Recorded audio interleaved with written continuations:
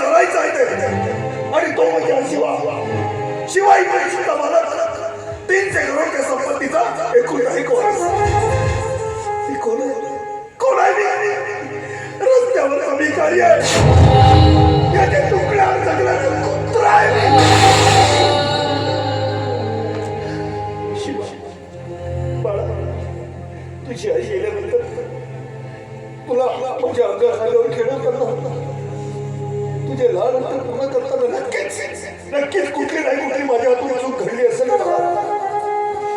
त्यासाठी मला तू क्षमा करून टाक. पण ज्या सुवासिनीबद्दल तू बोलतोयस तिची थोडी महानता तुला सांगतो. कोण आहे ती सुवासिनी आणि कोण आहे ती तुझी सावत्र आई? अरे तिने तुझ्यावरती प्रेम केलं तर काय उपकार केला नाही? बोला, उपकार नाही केले. तिने तुझा उपचार केला, तुला माणसात आणलं, एक नवीन जीवन दिलं तर काय उपकार केला का? नाही, उपकार नाही केले. काय तू आणि तो तुला हरामखोर बाबा तिथे माझ्या बहिणीवरती बलात्कार करीत होता आणि तेही तुझ्या देखत तिने ते सगळं सहन केलं तर काय उपकार केले का?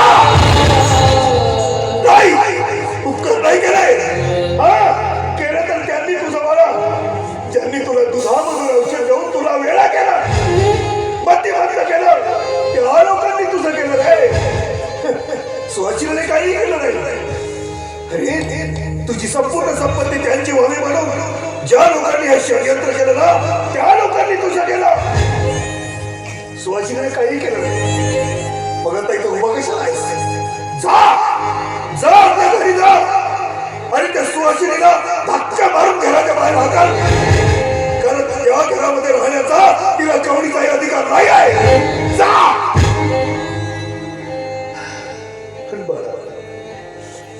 जाता मात्र एक गोष्ट विसरून ऐकून जा रे. ती सुहासिनीच तुझी आई आहे रे बाळा. ती सुहासिनीच तुझी आई आहे.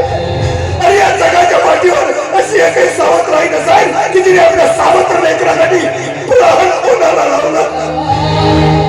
तुझ्या उपचारासाठी तिनं स्वतःच रक्त विकलं, किडनी विकली रे त्या माऊलीने. पण ती बिचारी अजूनही गप्प आहे का?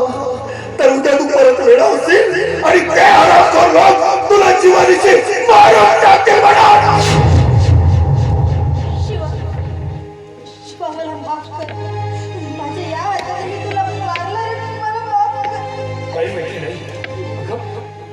प्रेम करतेस ना माझ्या, मग मला मारण्याचाही अधिकार आहे तुला. आणि तू मला मारलंस म्हणजे माझं काहीतरी चुकलं असेल म्हणूनच ना. मैत्री, उलट तूच मला माफ कर. तुझं माझ्यावर जीवापाड प्रेम असूनही मी तुझ्यावर विश्वास ठेवला नाही.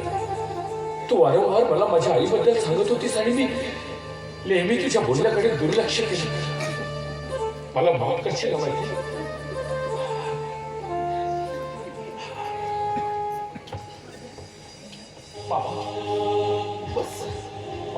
बस रे बाबा, बस. आता ह्यानंतर तुझा आणि माझा कुठलाही संबंध उरलेला नाही. असं कसं बोलतोय? आणि मला कृपा करून तू मामा म्हणू नकोस. मामा नाही काय म्हणू मी तुला? बाबा, तू माझा केव्हाही मामा होता, आजही मामाचे सगळे. शेवटच्या श्वासापर्यंत माझ्यासाठी माझ्या जीवाभावाचा माझा मन्या मामाच राहशील रे. बाबा, माझी आई जेव्हा मला सोडून गेली तेव्हा तूच सांभाळलंस ना मला. मी वेडा असताना तूच काळजी घेतलीस माझी. इतकंच नाही तर तुझ्या अंगा खांद्यावर खेळवलंस तू मला. मग तुला बाबा नाही तर काय म्हणायचं रे मी? आणि हो, तुला काय वाटलं बाबा? त्या मंदारी आणि वकिलाने मला जे काही सांगितलं ते खरं समजू मी. माझा विश्वास बसला असेल त्यांच्यावर? नाही मामा, नाही.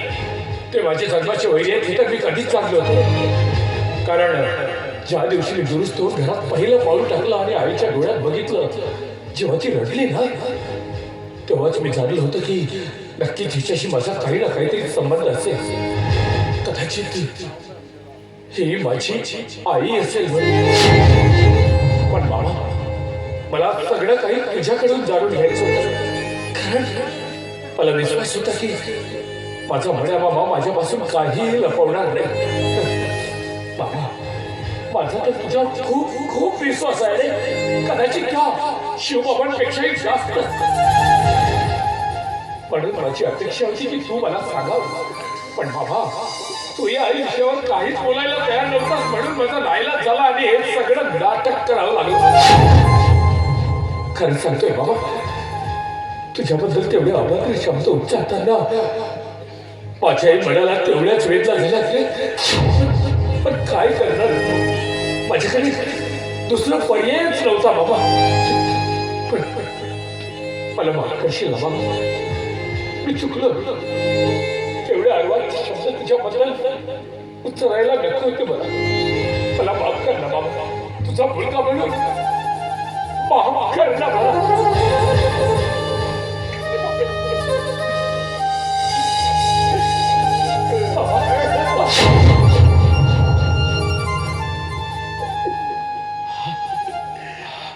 अरे बाबा, आता रडायचं नाही. अजिबात रडायचं नाही बाबा. आपले रडायचे दिवस संपलेत आता. आता रडतील ते हरामखोर. तुझ्या घराने खूप अत्याचार केला असला तू आम्हा महिलेकडे. पण आता नाही तुझ्या घराने, आता नाही.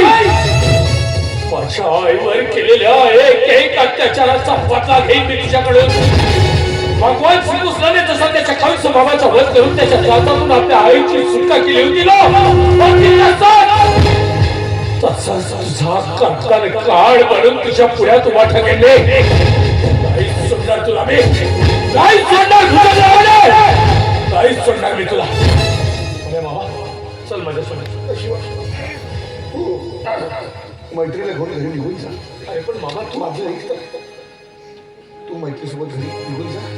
मी आत्ताच्या आता पोलीस स्टेशनला जाऊन इन्स्पेक्टर जगदीश आणि संपूर्ण पोलिसांचा ताफा घेऊन घरी पोहोचतो. बरं ठीक आहे बाबा, पण तू लवकर घरी ये. हा, चल मैत्री.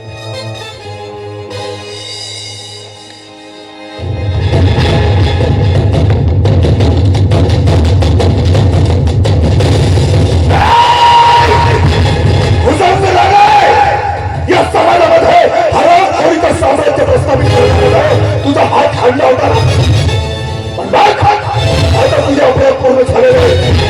अरे शिशुपालाचे जेव्हा 100 अपराध पूर्ण झाले होते तेव्हा भगवान श्रीकृष्णाने आपल्या सुदर्शन चक्राने त्या शिरच्छेद केला होता. तू तर एक सामान्य माणूस आहे. तुझी सुटका कशी नाही बसत. तुझ्या करणीची सभा तुला इथेच भागून द्यावी लागेल. त्याशिवाय तू सुटू शकणार नाही. सांभाळ सांभाळ.